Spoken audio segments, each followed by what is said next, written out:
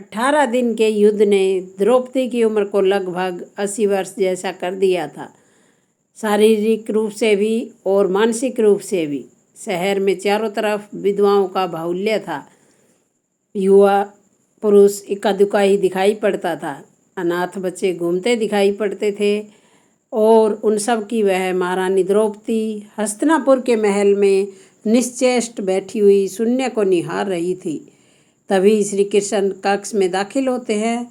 द्रौपदी कृष्ण को देखते ही दौड़कर उनसे लिपट जाती है। कृष्ण द्रौपदी के सिर को सहलाते रहते हैं और रोने देते हैं और थोड़ी देर में कृष्ण द्रौपदी को खुद से अलग करके समीप के पलंग पर बैठा देते हैं। द्रौपदी ने कहा, यह क्या हो रहा है सखा? ऐसा तो मैंने सोचा नहीं था। कृष्ण ने कहा, नियति बहुत क्रूर होती है पांचाली। वह हमारे सोचने के अनुरूप नहीं चलती। वह हमारे कर्मों को परिणामों में बदल देती है। द्रौपदी कभी भी युद्ध किसी समस्या का समाधान नहीं होता, अपितु युद्ध स्वयं ही एक समस्या बन जाता है। तुम प्रतिशोध लेना चाहती थी और तुम सफल हुई द्रौपदी। तुम्हारा प्रतिशोध पूर्ण हुआ। सिर्फ दुशासन और दुर्योधन ही नहीं, अपितु सारे कौरव समाप्त हो गए। तुम्हें तो प्रसन्न होना चाहिए। द्रौपदी ने कहा, सखा, तुम मेरे घावों को सहलाने आए हो या उन पर नमक छिड़कने के लिए? कृष्ण ने कहा, नहीं द्रौपदी, मैं तो तुम्हें वास्तविकता से अवगत कराने के लिए आया हूँ। हमारे कर्मों के परिणाम को हम दूर तक नहीं देख पाते और जब वे समक्ष होते हैं तो हमारे हाथ में कुछ नहीं रहता।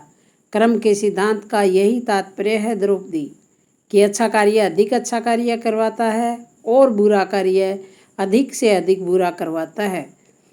द्रौपदी ने कहा, तो क्या इस युद्ध के लिए पूर्ण रूप से मैं ही उत्तरदायी हूँ कृष्ण? कृष्ण ने कहा, नहीं द्रौपदी, तुम स्वयं को इतना महत्वपूर्ण मत समझो, लेकिन तुम अपने कर्मों में थोड़ी सी दूरदर्शिता रखती तो स्वयं इतना कष्ट कभी नहीं पाती। द्रौपदी ने कहा, मैं क्या कर सकती थी कृष्ण? कृष्ण ने कहा, तुम बहुत कुछ कर सकती थी। स्मरण करो, द्रौपदी युद्ध से पूर्व जब मैं शांति का प्रस्ताव लेकर हस्तिनापुर जा रहा था, तब तुमने मुझसे कहा था, मैं हवन कुंड से उत्पन्न हुई द्रौपदी हूँ, महाराजा द्रुपद की पुत्री हूँ, महावीर धृष्टद्युम्न की बहन हूँ, 5 महारथियों की पत्नी हूँ और 5 महारथियों की माता हूँ। इसलिए मुझे शांति नहीं, केवल युद्ध चाहिए। अगर तुमने उस वक्त इतने कठोर शब्दों का प्रयोग न किया होता तो भी इतना कष्ट नहीं भोगती द्रौपदी। जब तुम्हारा स्वयंवर हो रहा था तब तुम कर्ण को अपमानित नहीं करती और उसे प्रतियोगिता में भाग लेने का एक अवसर देती, तो भरी सभा में कर्ण तुम्हें वैश्या नहीं कहता तो शायद परिणाम कुछ और होते। इसके बाद जब कुंती ने तुम्हें 5 पतियों की पत्नी बनने का आदेश दिया, तब तुम उसे स्वीकार नहीं करती तो भी परिणाम कुछ और होते।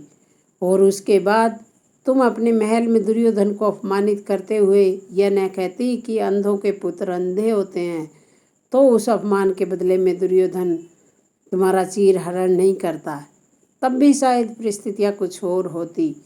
हमारे शब्द भी हमारे कर्म होते हैं द्रौपदी, और हमें अपने हर शब्द को बोलने से पहले तोलना बहुत जरूरी होता है, अन्यथा उसके दुष्परिणाम सिर्फ स्वयं को ही नहीं, अपने पूरे परिवेश को दुखी करते रहते हैं।